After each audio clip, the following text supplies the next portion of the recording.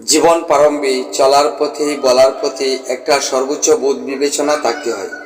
সেই বোধ বিবেচনা যদি লঘু চাপের হয়ে থাকে তাহলে জীবন প্রারম্ভে অনেক ধরনের মুসিবতে পড়তে হয়।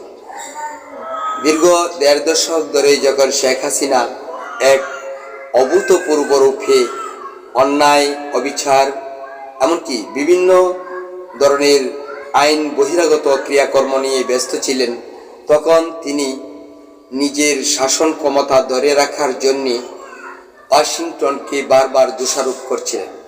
যখন তিনি ক্ষমতায় যায় উপায়, তখন তিনি ভেবেছিলেন যে ওয়াশিংটনই একমাত্র তার বিরুদ্ধে কাজ করছে, যে কারণে তার ক্ষমতা হারাবার পালা। কিন্তু সেটা নয়, তার বিশ্বাস ছিল ভারতের উপর।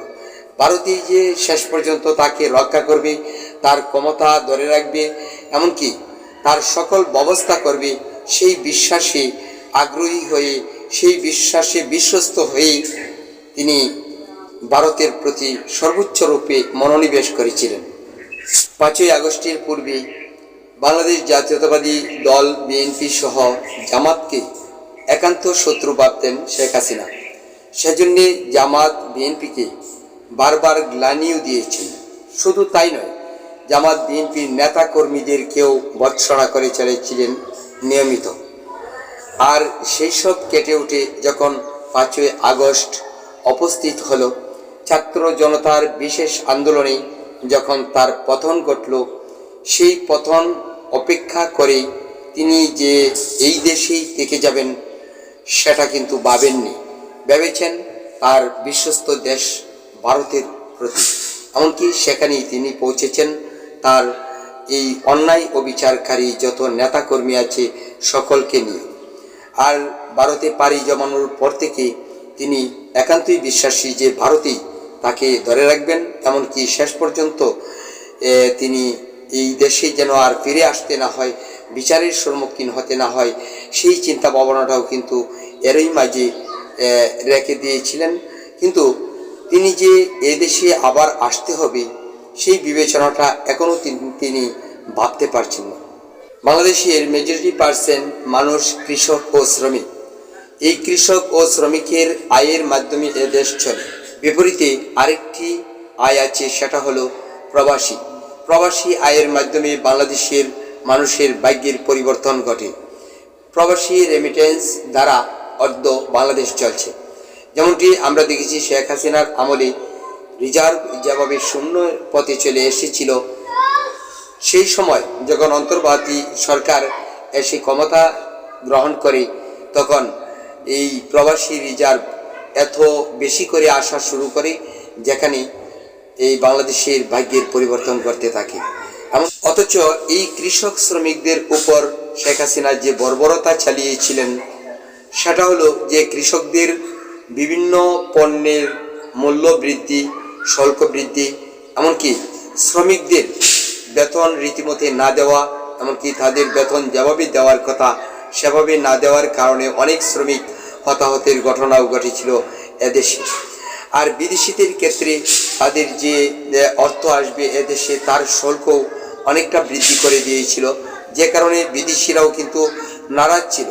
বিশেষ করে এদেশের যে অপতৎপরতা চালিয়েছিল শেখ হাসিনা, সেই কারণেই কিন্তু বিদেশি কৃষক শ্রমিক সবাই তার উপর একটা নাজুক ভাব প্রয়োগ করে। তাছাড়াও এদেশের মানুষের উপর একটি কড়া শুল্ক বসানোর যে প্রস্তাব দিয়েছিল শেখ হাসিনা, যে টিনের ঘর থাকলেই ২,০০০ টাকা তাকে দিতে হবে।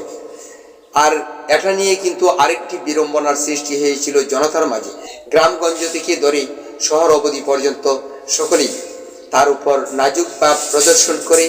চাকরি ক্ষেত্রে কোটা সংস্কার নিয়ে একটি আন্দোলন হয়েছিল ১৮ সালে। সেটি কোনোভাবে দামাচাপা হলেও ২৪-এর যে বৈষম্যবিরোধ ছাত্র আন্দোলন, তারা সেটিকে আবারও এই জনসম্মুখে তুলে ধরে এমনকি সরকারের নিকট বিভিন্ন দাবি দাওয়া নিয়ে উপস্থিত হয়। সেটিকেও শেখ হাসিনা মেনে নিতে পারছিলেন না, বরং তিনি একটি আগ্রাসী ভাব দেখিয়ে এই ছাত্র জনতার আন্দোলনকে নিঃশেষ করে দেওয়ার জন্য একটি চক্রান্ত করেছিল। আর সেই চক্রান্ত অনুসারে সাইদাবাদ একটি গণহত্যা, তাছাড়া ঢাকার বিভিন্ন স্থানে, বাংলাদেশের বিভিন্ন স্থানে এই গণহত্যার মতো হত্যা সংগঠিত করে। তাছাড়াও রয়েছে শাপলা চত্বর, চিলকানা হত্যা ইত্যাদি।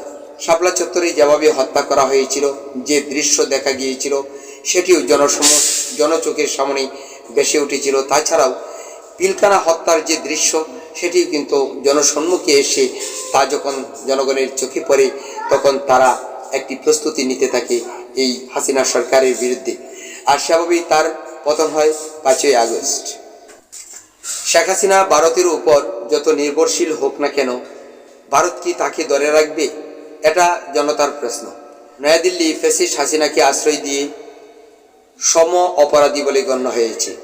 আমরা জানি অন্যায়কারী ও অন্যায়ের প্রশ্রয়দানকারী সম অপরাধী। শেখ হাসিনা ভারতের উপর অনেকটা নির্ভরশীল যে ভারতই তাকে বাঁচাবে, ভারতই রাখবে। অথচ বাংলাদেশে যেখানে নাকি আন্তর্জাতিক অপরাধ ট্রাইব্যুনালে তার বিচার রায় হয়েছে, এমনকি তাতে ফাঁসির রায় এসেছে, সেটিকে ফাঁকি দিয়ে ভারত দেখে যাবে শেখ হাসিনা। সে কি বাঁচতে পারবে? এটাও কিন্তু একটি প্রশ্ন। তাছাড়াও এই মোদিজি যেভাবে তাকে আশ্রয় দিয়েছে, প্রশ্রয় দিয়েছে, সেভাবে কি তাকে ধরে রাখতে পারবে? কখনোই না। শেখ হাসিনাকে ফেরত দেওয়ার ব্যাপারে ওয়াশিংটনের উপর নির্ভর করছে ভারত। সিপিআইএম এর পশ্চিমবঙ্গ রাজ্য সম্পাদক মোহাম্মদ সেলিম কথাটি বলেছেন। তিনি কলকাতায় বাংলাদেশ হাই কমিশনারের সামনে বিক্ষোভরত সমাবেশে বলেন, শেখ হাসিনাকে ফেরত দেওয়া নিয়ে এখন ভারতের সিদ্ধান্ত নয়। ওয়াশিংটন থেকে হুকুম আসলেই শেখ হাসিনাকে ফেরত দেওয়া হবে বাংলাদেশে। তাহলে ওই সিপিআইএম এর পশ্চিম রাজ্য সম্পাদক যে কথাটি বলেছেন, সেটা ভারতের অন্তরের কথা। যদি সত্যি ওয়াশিংটন থেকে অর্থাৎ আমেরিকা থেকে এই নির্দেশ আসে যে একজন ফ্যাসিস্টকে ধরে রাখা যাবে না, একজন ফ্যাসিস্টকে আশ্রয় প্রশ্রয় দিলে সম অপরাধী বলে গণ্য হবে, তখন মোদিজি এই শেখ হাসিনাকে ফেরত দিতে হবে, এমনকি ফেরত দিতে বাধ্য। ভারত বাংলাদেশের উপর বিভিন্নভাবে বিভিন্ন ধরনের মন্তব্য উপস্থাপন করছে, যেগুলি দুটি দেশের যে নিবিড় সম্পর্ক সেটার মাঝে বিচ্ছেদতা ঘটায়। এভাবে ঘটিয়ে আসছে নয়াদিল্লি একের পর এক করে। সরকারের বডি থেকে নয়, শুধু সরকারের যে মিডিয়াগুলি আছে সেটি থেকেও মুসলিম বিদ্বেষী এই ভারত যে ধরনের আচরণ করছে, সেটি এই বিশ্ববাসী দেখছে। বিশ্বের বিভিন্ন মানবাধিকার তথা সামাজিক, রাজনৈতিক সংবাদ সংস্থাগুলি ভারতের এই বেওয়ারিশপনার প্রতি লক্ষ্য রেখেছেন। এমনকি সে বিষয়ে বারবার বলা হচ্ছে। বেওয়ারিশপনার কার্যক্রম বলতে এটি বোঝা যায় যে এদেশে একটা সাম্প্রদায়িকতা, এমনকি ধর্মীয় ভাব নিয়ে এদেশের যেভাবে রাষ্ট্র পরিচালনা করা হচ্ছে, তাতে সংখ্যালঘুর উপর নির্মমতা দেখাচ্ছে। আর সংখ্যালঘু তথা ধর্মীয় প্রতিষ্ঠানগুলির উপরেও এই মোদিজি বারবার নির্মমতা দেখাচ্ছে। আর সব কিছু লক্ষ্য করে ভারতের যে একটা আগ্রাসী ভাব, এমনকি ভারতের যে একটা মনোভাব বাংলাদেশের প্রতি, সেগুলি কিন্তু নিয়মিতভাবেই প্রকাশিত হয়ে আসছে। আর সব কিছু এড়িয়ে এই মোদিজি কখনো বাঁচতে পারবে না। সুতরাং মোদিজির সামনে একটি পথ, সেটি হলো যে কোনো ফ্যাসিস্টকে প্রশ্রয় না দিয়ে তাকে বাংলাদেশে ফিরিয়ে দেওয়া, এমনকি বাংলাদেশের প্রতি অনেকটাই শ্রদ্ধেয় নম্রীয় ভাব নিয়ে এগিয়ে আসা। তবেই কিন্তু এই বাংলাদেশের সঙ্গে আবার একটা ভালো সম্পর্ক গড়ে উঠতে পারে। আমরা আপনাদেরকে আরেকটি বিষয় বলি, যখন বেগম খালেদা জিয়া সরকার ছিলেন, তখন ভারত এই বাংলাদেশের উপর বিভিন্ন ধরনের প্রস্তাবনা, এমনকি বিভিন্ন ধরনের স্বার্থ হাসিলের চিন্তা ভাবনা করেছিলেন, যেটিকে প্রত্যাখ্যান করেছিলেন খালেদা জিয়ার সরকার।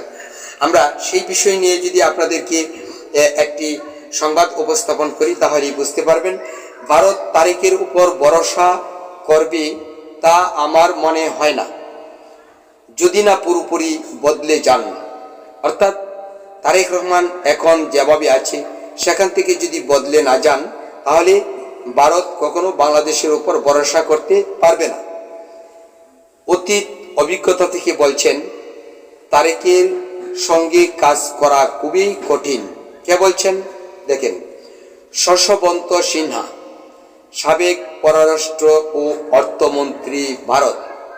তিনি যে আইডিয়াটা করেছেন সেটা সত্য, কেননা তারেক রহমান তার মায়ের মতোই হবে।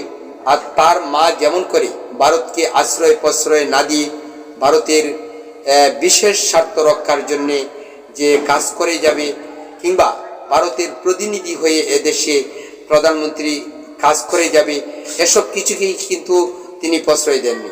তিনি আপোষহীনভাবে এদেশের রাষ্ট্র কার্যক্রম, এমনকি রাষ্ট্রের দায়িত্ব পরিচালনা করেছিলেন। ঠিক এই বেগম খালেদা জিয়ার মতোই যদি আগামী ভাবি প্রধানমন্ত্রী তারেক রহমান হয়, তাহলে ভারতের কপাল কি খুলবে না, তার মানে কপাল বন্ধ হয়েছে, বন্ধ হয়েই থাকবে।